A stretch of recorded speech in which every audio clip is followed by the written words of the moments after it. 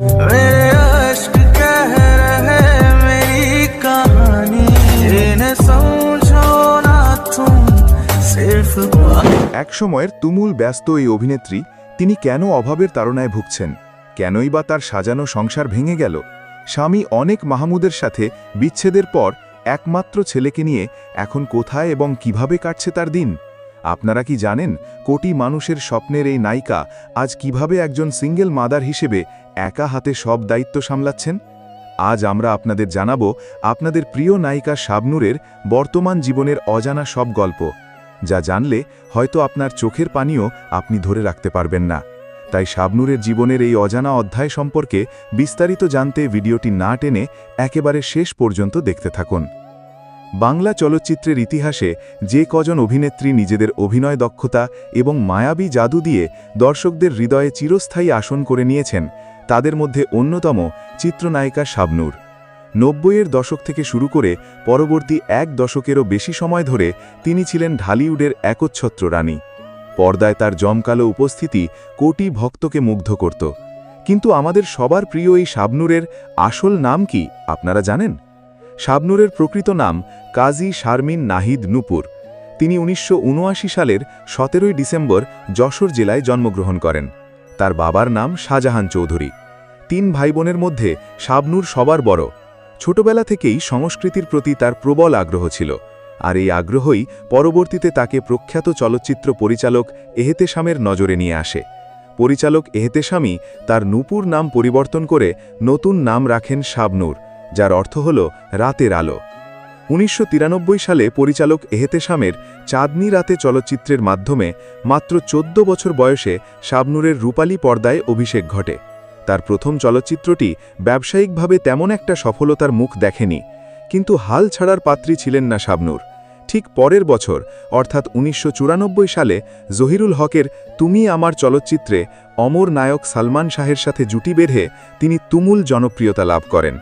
সালমান শাহ এবং শাবনূর জুটি বাংলা চলচ্চিত্রের ইতিহাসে অন্যতম আইকনিক ও সফল জুটি হিসেবে স্বীকৃতি পায়। এই জুটি দর্শকদের উপহার দেয় সুজন সখী, স্বপ্নের ঠিকানা, বিক্ষোভ, তোমাকে চাইয়ের মতো মোট ১৪টি ব্যবসা সফল ও কালজয়ী সিনেমা। ১৯৯৬ সালে সালমান শাহের অকাল প্রয়াণের পর অনেকেই ভেবেছিলেন শাবনূরের ক্যারিয়ার হয়তো থমকে যাবে, কিন্তু তিনি নিজের অবস্থান শক্ত হাতে ধরে রাখেন। পরবর্তীতে রিয়াজ, ফিরদৌস, মান্না এবং শাকিব খানের সাথেও তিনি অসংখ্য হিট সিনেমা দর্শকদের উপহার দেন। ২০০০ সালে দুই দুয়ারি চলচ্চিত্রে দুর্দান্ত অভিনয়ের জন্য তিনি শ্রেষ্ঠ অভিনেত্রী হিসেবে জাতীয় চলচ্চিত্র পুরস্কার লাভ করেন। চলচ্চিত্রের ক্যারিয়ারে আকাশচুম্বী সাফল্য পেলেও শাবনূরের ব্যক্তিগত জীবন বেশ ওঠানামার মধ্যে দিয়েই পার হয়েছে। ২০১২ সালের ডিসেম্বর মাসে তিনি ব্যবসায়ী অনেক মাহমুদকে বিয়ে করেন। বিয়ের পর তিনি আস্তে আস্তে চলচ্চিত্র জগৎ থেকে দূরত্ব বজায় রাখতে শুরু করেন।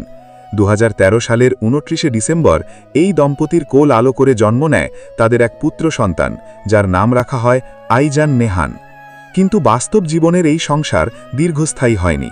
বনিবনা না হওয়া এবং নানাবিধ ব্যক্তিগত কারণে ২০২০ সালের জানুয়ারি মাসে অনেক মাহমুদের সাথে শাবনূরের আনুষ্ঠানিকভাবে বিবাহ বিচ্ছেদ ঘটে।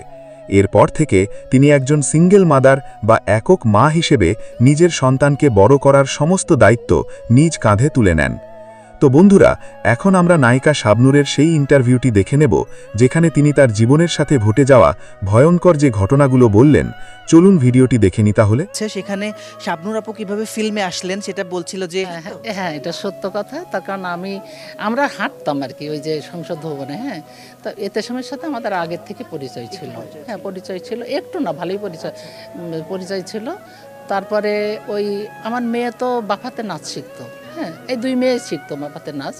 তো ও হচ্ছে ওকে হঠাৎ করে একদিন ছোট একটা ক্যারেক্টারের জন্য বলছিল বাফার থেকে। হ্যাঁ, আমি বলছি না, ওই ক্যারেক্টারে আমি দিব না। হ্যাঁ, তো নাচ শিখছে, শিখুক। তো ও তো অনেক ছোটবেলায় আসছে ফিল্ম না, তো 14 ওরকমই হবে। 80 পড়তো 80 মনে হয়। হ্যাঁ, 80 পড়তো। তো 80 পড়া একটা মেয়ে কতটুক থাকে, কত বয়সও বা থাকে, তাই না? 13-14-15। হ্যাঁ হ্যাঁ, ওরকমই ছিল। হ্যাঁ হ্যাঁ। এবং এহতেশাম দাদুকে বলে যে জহুরির চোখ, মানে কিভাবে উনি নাকি বলেছিলেন। আমি যেদিন প্রথম গেছি তার অফিসে, এই অফিসটা ছিল বিজয়নগর। আমি যাওয়ার পরে সে চেয়ারে বসা, আর নিশি সম্ভবত আর শিলা, এই দুইজন দুই পাশে বসা। তা আমি যখন গেছি আমার মেয়েকে নিয়ে, আমার হাজব্যান্ডও গেছিলো, তো বলছে ইউরেকা। হ্যাঁ, তো আমি বলছি কী বলে ইউরেকা। তারপরে হাত ধরে বলে তুমি আমার দাদু, তুমি এই চেয়ারটাই বসো। হ্যাঁ, এখানে আমার নায়িকা যে হয় তার বসায়। আমি হাঁ করে তাকাই আছি, এটা কী বলতেছে। হ্যাঁ, পরে আমি বলছি ভাইয়া এটা কি বললেন আপনি, এত ছোটোবেলায় মানুষ নায়িকা হবে, আপনি কি বলতেছেন। বলতে দেখেন না আমি ওকে নায়িকা বানাবো। আমি বলছি আমার তো মনে হচ্ছে না এত ছোটোবেলায় সে নায়িকা হইতে পারে। হ্যাঁ, যাই হোক আল্লাহ ইচ্ছাই হয়েছে আর কি। আর সবাই তো তোমরাই তো বলবা যে সে কেমন নায়িকা, বুঝছো। আমি মায় হয়ে আর কি বলবো বলো। না না, আমরা তো বলি যে উনি আনবিটেবল এবং এখনো পর্যন্ত ওনাকে কেউ স্পর্শ করতে পারেনি, আর আগামীতে পারবে কিনা সেটা একদম সময় বলবে, কিন্তু আমরা বলবে তোমরা বলবা, আমি আর মা হয়ে কি বলবো বলো। আমি চেষ্টা করছি, আমার যতদূর সম্ভব আমি তার পিছনে ছিলাম এবং চেষ্টা করছি। হেতেশাম সাহেব বলেছিলেন যে ওনাকে অনেকে বলছিলেন যে এত ছোট মেয়েকে নিয়ে আপনি বাজি ধরবেন, তো উনি বলছিলেন যে দেখবে যে একদিন এই মেয়ে এমন নায়িকা হবে যে সবাই পুরো ইন্ডাস্ট্রি তার শিডিউলের পেছনে দৌড়াবে। সেই সময়টাও তো দেখেছেন আপনি। আমি তো প্রথম থেকে দেখছি, প্রথম থেকে শেষ পর্যন্ত, এই পর্যন্ত। তখন কি খারাপ লেগেছিল যখন ওনাকে বলছিল যে এই মেয়েকে নেবেন কি? না, তখন আমি মনে করছি যে এত ছোটবেলায় কি বলতেছে ভাইয়া। তা আমি একটু জিজ্ঞেস করলাম স্পেশাল ভাবে যে ভাইয়া আপনি কি বললেন, ওকে নিবেন এবং ওকে নায়িকা বানাবেন, পুরা ডাইরেক্ট বললেন। কয় কি আমার তো চোখ বুঝেন কেমন। হ্যাঁ, আমি দেখেই বুঝছি এ কি হবে একদিন। হ্যাঁ, তো এখন তোমরাই তো জানো সে কি হয়েছে না হয়েছে, বুঝছো। হ্যাঁ, উনি অলরেডি লিভিং লেজেন্ড আমাদের, এবং যত বয়স যাবে তত আরও মানুষ তাকে থাকে না, আমাদের দেশে তো বয়স না হলে কিংবদন্তি শব্দটা উচ্চারণ করতে চায় না, এটা আর কি। তো আমার একটু জানার ইচ্ছা যে অস্ট্রেলিয়াতে কিভাবে আপনাদের দিন কাটে, ওনার সাথে তো ওনার বাসাতেই বেশি কাটান বোধ হয় টাইম। আমি ওর কাছেই বেশি থাকি। হ্যাঁ, তো ওর ছেলেটাও আমি সব জায়গায় যাই, আমার ছেলের বাসায় মেয়ে ওর। হ্যাঁ হ্যাঁ, সব বাসায় যায়, আমার সব নাতিপুতি আমার একদম জানের জান। হ্যাঁ, ওরা আমাকে অনেক টেক কেয়ার করে। তো এখন আর এরা তো আমার বাচ্চারা তো, আমি গতবার অসুস্থ ছিলাম, মানে ও পাগলের মতো করছে আমাকে। 8 ঘন্টা মাত্র ছিল, আমাকে নিয়ে গেল এখান থেকে, যে না তুমি এখানে মরে যাবা, তুমি অস্ট্রেলিয়ায় চলো চিকিৎসা করতে। হ্যাঁ, এই জায়গা তো চিকিৎসাই তো আমি পাইলাম না ভালো। পরে অস্ট্রেলিয়ায় গেলাম, তারপরের দিন আমি ভালো। অনেক ছোটবেলায় উনি ক্যামেরার সামনে এসেছিলেন এবং খুব সাকসেসফুল, খুব দ্রুত সময়ের মধ্যে। এবং আমি একটু জানতে চাই যে পরিবারের উপর ওনার দায়িত্ববোধটা কেমন দেখেছেন আপনি মা হিসেবে? অনেক অনেক, এটা বলার অপেক্ষা রাখে না। হ্যাঁ, ও ছোট ছোট ভাই বোন ছিল, ও সবসময় ওদেরকে দেখাশোনা করছে, টেক কেয়ার করছে, এবং আমাকেও। হ্যাঁ, এখনো সবাইকে সে টেক কেয়ার করে। হ্যাঁ, আর ও আসলে না থাকলে আসলে ভালো লাগে না। এই যে আমরা তো একা আসছি, আমার ছোট মেয়ে বলতেছে আম্মা ও নেই তো ভালোই লাগতেছে না, কেমন যেন ফাঁকা ফাঁকা লাগতেছে। আমি যে সত্যি কথা তো, ফাঁকা ফাঁকা লাগতেছে, কেমন ও নাই কি যেন একটা নাই মনে হচ্ছে। হ্যাঁ, তো আসলে সবাই একটু জোকারি করে তো, জমাই রাখে সব কিছু।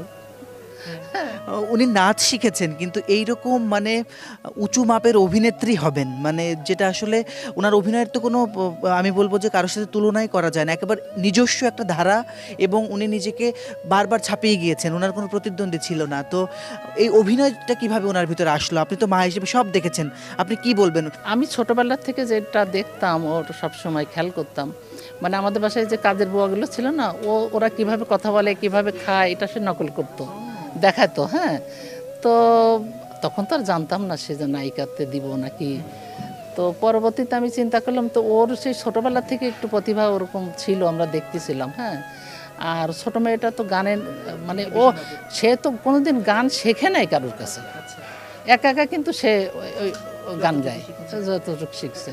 ও বাফাতে নাচ শিখছে, নাচ শিখছে। হ্যাঁ, তো এই আর কি। এই এদেরকে নিয়েই আমার সারাদিন সময় কাটে, নাতিপুতি নিয়ে এখন। আর যখন শুরুর দিকে শাবনূর আপু বাংলাদেশের ফিল্ম ইন্ডাস্ট্রিতে কাজ শুরু করলেন, তখনকার সময় তো এরকম ছিল না, মানে তখন অনেকে বলতো যে ভালো ফ্যামিলির মেয়েদেরকে আনা যাবে না, আপনাদের পরিবারটা খুবই মানে ফিল্মের বাইরের একেবারেই, আপনার পরিবারে কেউই যুক্ত ছিল না কখনোই। তো ওনাকে যখন দিলেন, মানে কি মনে করে দিলেন? আর আপনারা তো বোধহয় কালচারাল মাইন্ডেডই ছিলেন, নয়তো মেয়েকে নাচ শেখাচ্ছেন। আমার হাজব্যান্ডের দিক দিয়ে একটু কালচারাল মাইন্ডেড ছিল, কিন্তু আমার বাপের বাড়ির দিক দিয়ে ওরা কনজারভেটিভ খুব। হ্যাঁ, তো তো আমি যখন আমার মেয়েকে ফিল্মে দিয়েছি আমার সাথে সম্পর্কই বাদ দিছে আমার বাপের বাড়ির লোক, কিন্তু এরা উৎসাহ দিছে সবাই। হ্যাঁ, এই এরা তো ওর আব্বু তো গান টান লিখতো, সুর করতো, সে তো সঙ্গীত পরিচালক ছিল এতে ওই বিটিভিতে। হ্যাঁ, ওই প্রতিভাটা তার আছে। হ্যাঁ, এবং আরেকটা কথা জানো কি, কাজী অদূত নাম শুনছো তো না? আমাদের সাহিত্যিক, সে একজন উপমহাদেশের। হ্যাঁ, তো সেই ফ্যামিলির তো সে। হ্যাঁ, সেই ফ্যামিলি। তার দাদা ছিল সেই আমলের AA পাস। উনি ইংলিশে এই যে কলেজে, একটা কলেজের প্রফেসর ছিল সে। হ্যাঁ, তার মানে একটা জিন বাবার দিক থেকে উনি পেয়েছেন। আপনারা তো যশোরের, শাবনূর আপুর জন্ম কোথায় হয়েছিল? ও যশোরেই হয়েছে। কোন এলাকায়? যশোরে নাভারণ। হ্যাঁ হ্যাঁ। পড়াশোনা ওনার কোথায় কোথায়? সে তো ঢাকায় পড়াশুনো করছে। আমার তো বিয়ের পর আমি ঢাকায় থাকতাম। ঢাকায় শাইন স্কুলে পড়তো। খুব ভালো স্কুল, এখনো নাম করে স্কুল। শাইন স্কুলে পড়াশোনা করছে। উনি তো ছোটবেলায় চলে আসলেন, তারপরে কি কন্টিনিউ করতে পেরেছিলেন পড়াশোনাটা? পড়াশুনো করছে, ওই ইন্টারমিডিয়েট পর্যন্ত পড়াশুনো করছে। হ্যাঁ, ওই ফাঁকে ফাঁকে আর কি। তখন তো ক্লাস 8-এ পড়তো। তো আমি বললাম যে এত একদম কম লেখাপড়া শিখলে তো তোমার হবে না, কিছু তো লেখাপড়া শিখতে হবে। ওই অনেক কষ্ট করি তখন তো, জানো, দিন রাত সে কাজ করছে। এমন সময় গেছে যে রাত্রি কারোর সাথে দেখাই হয়নি, তার এসে শুয়ে পড়ছে। হ্যাঁ, আবার সকালবেলা চলে গেছে, তখন আমরা উঠিই নাই। অবশ্য কন্টিনিউ তো আমি 3 বছর ওর সাথে ছিলাম। তারপরের ঘটনাগুলো বলছি।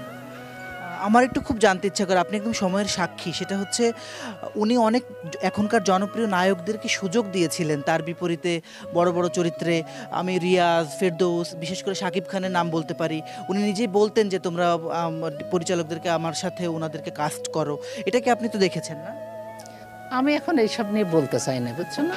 তার কারণ সবাই সবার যোগ্যতায় উঠে।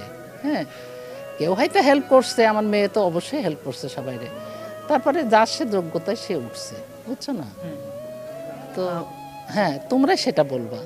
আর সর্বশেষ একটু জানতে চাচ্ছি আমি যে ইন্ডাস্ট্রিতে যারা জুনিয়র আর্টিস্ট, তারা সবসময় বলে থাকেন বিভিন্ন ইন্টারভিউতে যে ওনার মনটা কত বড় ছিল। উনি নাকি যখন কেউ বলতেন যে আমার, কখনো উনি নিজে ডেকে বলতেন, আবার কখনো ওনাকে যদি বলতেন যে আমার এই প্রবলেম, উনি নাকি ব্যাগ থেকে টাকা গুনেও দিতেন না। আপনি তো সবসময় এই গুণটাই যে বড় মনের মানুষ, দান করা, এবং সেটা খুব লুকিয়ে, উনি কাউকে কখনোই বুঝতে দেননি। এটা কিভাবে কার কাছ থেকে এসেছে ওনার? এটা আমি কিছুটা করি। হ্যাঁ, আমার হাজব্যান্ডও করতো। তারও হচ্ছে 2-3টে প্যান্ট যদি থাকতো, একটা লোকের দিয়ে দিত। এরকম টাইপের লোক ছিল। তা আমিও ওরকম করি গোপনে। আমি কিন্তু কাউকে বলে আমি 2 টাকাও দিইনি, কিন্তু আমি গোপনে দান করে। ও এটা শিখছে। উনি অনেক কিছু আরও দিতে পারতেন। একেবারে তুঙ্গে থাকা অবস্থাতেই তো মোটামুটি অস্ট্রেলিয়াতে চলে গেলেন, এবং একটা লম্বা বিরতি আসলে। তারপরে রঙ্গনা দিয়ে ফিরতে চেয়েছিলেন, সেই ছবিটা এখন ইউটিউবে চলে গিয়ে খুব উনি নিজেও মন খারাপ করেছেন। ওনাকে আসলে পরবর্তীতে আপনি কোথায় দেখতে চান মা হিসেবে? আমি অ্যাকচুয়ালি জানি না সে করতে চায় কি না। হ্যাঁ, তবে করতে চাইলে আমাদের কোনো তো আপত্তি নেই। হ্যাঁ, যদি ছবি আবার করতে চায় আরো অনেক বছর করুক, অসুবিধা তো নেই। হ্যাঁ, তার কারণ ও যদি ও নিজেকে ফিট করে সব তৈরি করে যদি কাজ করে, তা আমাদের তো অসুবিধা থাকার কথা না। আর ওনাকে সেটেল দেখতে চান না আবার? সেটেল তো আমি মানে সাংসারিক জীবনের কথা, এমনি তো বাস্তব জীবনে উনি সেটেল। এইটা আমি বলতে পারবো না, তার কারণ আমরা অনেক এটা নিয়ে ভাবি, কিন্তু সে আসলে এগ্রি করে না। আমরা হাসতে হাসতে 3 জন মরে যাই। আমাদের সাথে সবার মার সাথে, মানে পপির মা, মৌসুমীর মা, আমি, সালমানের মেয়ে, আমি যদি ভুল না করি। হ্যাঁ, আমি নিজে খুলনার, যশোরের। আমি যশোরের। ওই একই, মানে আমাদের তো ভাষাটা মিল তো আছে। আর ওই যে সালমানের বাবা বেশি আসতো, সালমানের মা বেশি আসতো না, বাবা আসতো, এই আর কি। সেই দিনগুলো মিস করেন? সেই দিনগুলো খুবই মিস করি আমি। আসলে এত মিস করি যে যখন আমার মেয়ে কাজ করতো, আমি কিন্তু ওর সাথে কন্টিনিউ থাকতাম। তো আমি মেয়েকে কোনো সময় একা ছাড়ি নাই, দূরে যাক আর কাছে থাকুক। হ্যাঁ, তারপরে যখন ও সবাইকে চিনলো, জানলো, তখন আমি ওকে একা ছাড়ছি। তার আগে কোনো সময় ছাড়ি না। আর বাইরে যখন গেছে, তখন আমি সাথে